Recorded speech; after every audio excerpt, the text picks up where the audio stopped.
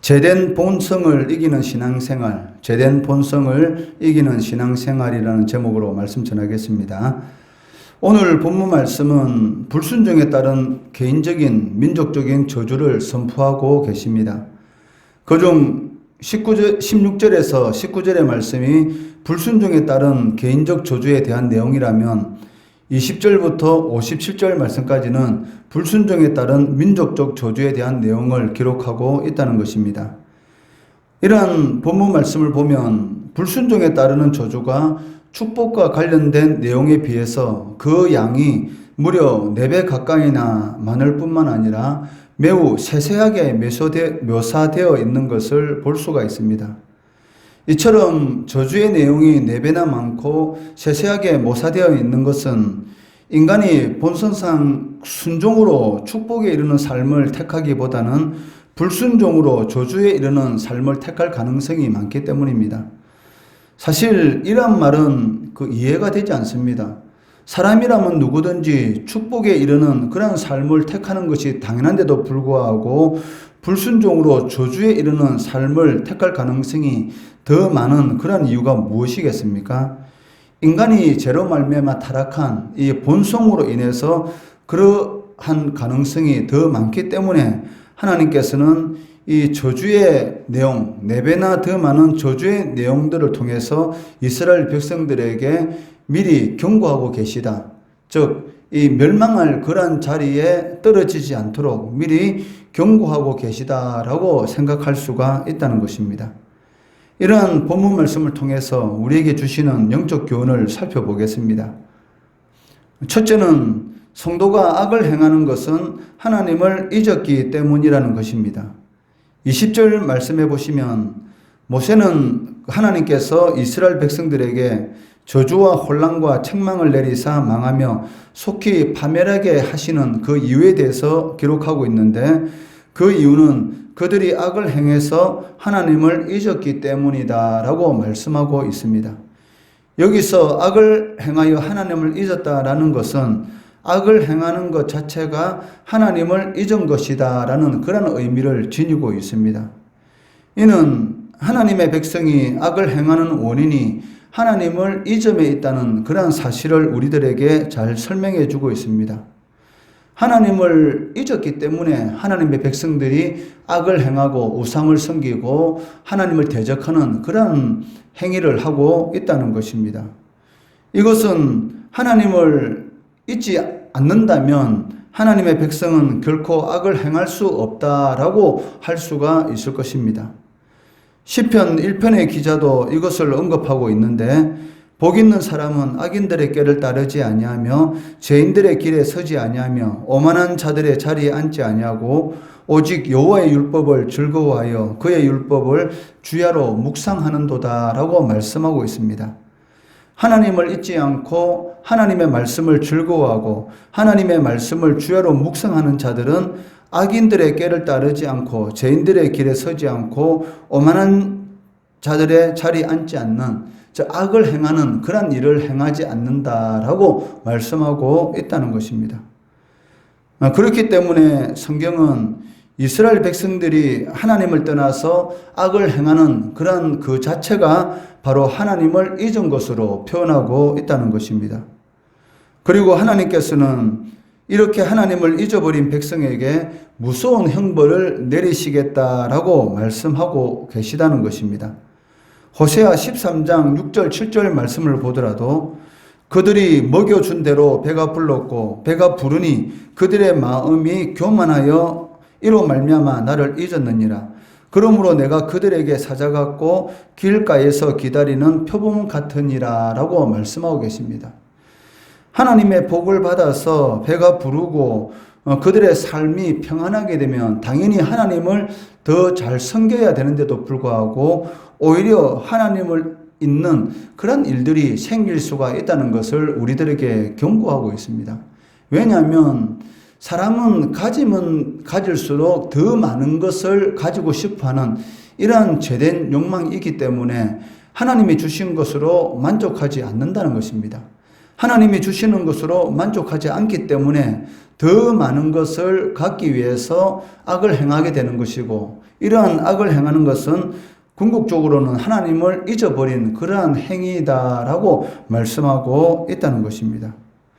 그렇기 때문에 성도는 항상 하나님을 기억해야 합니다. 그리고 하나님을 경외하고 하나님의 뜻대로 살아가기를 힘써야 한다는 것입니다.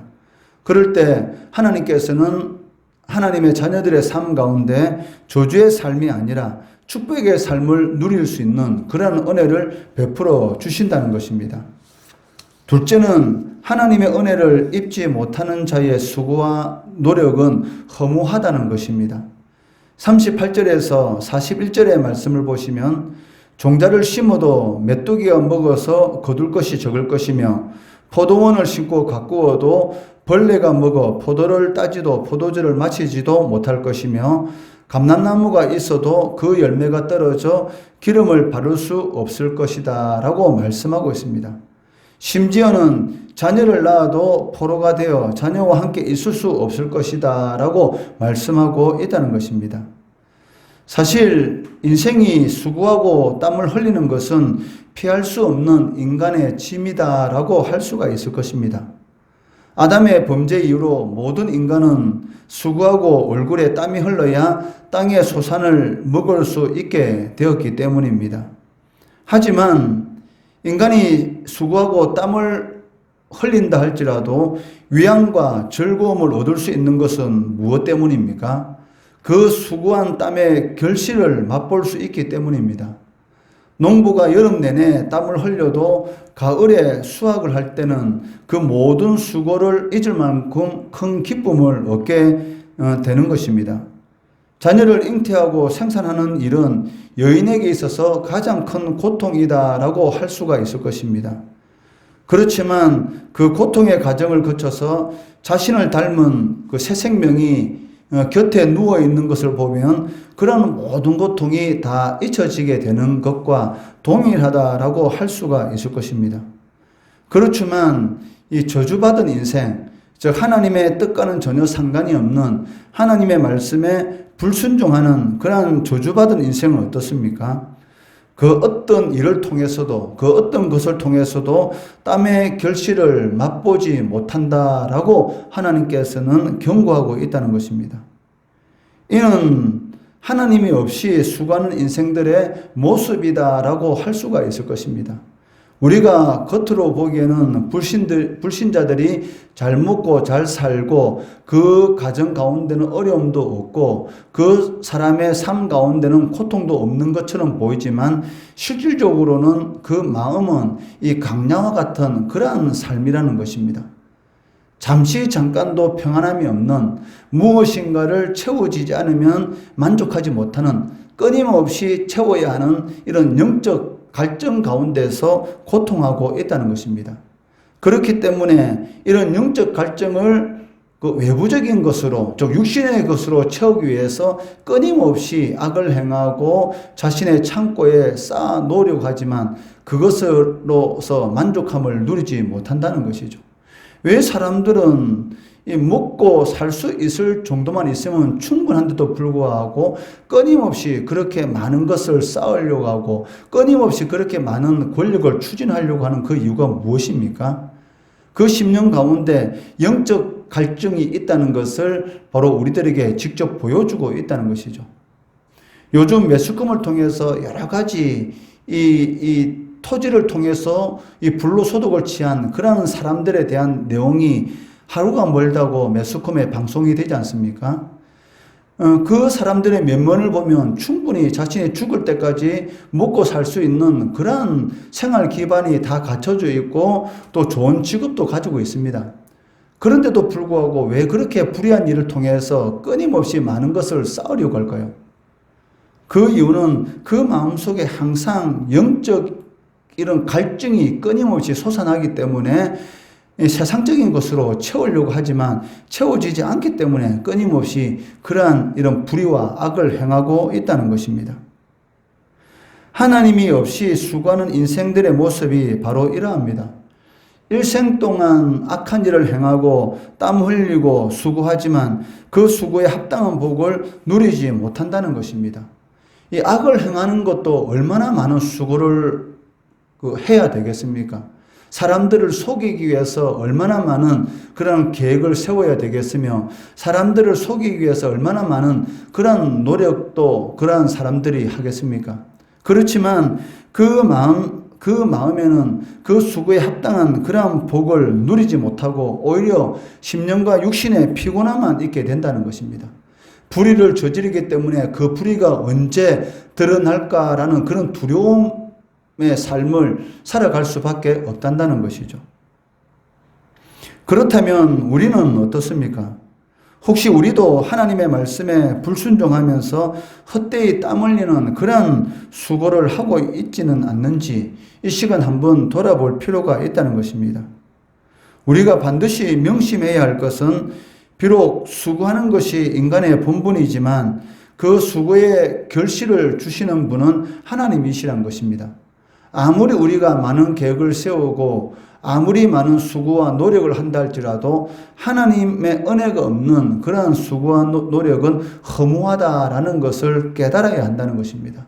이것을 일찍 깨닫는 성도가 지혜로운 성도인 것이고, 아무리 하나님께서 말씀을 통해서 권면한다 할지라도 깨닫지 못하는 성도만큼 어리석은 성도는 없다는 것이죠.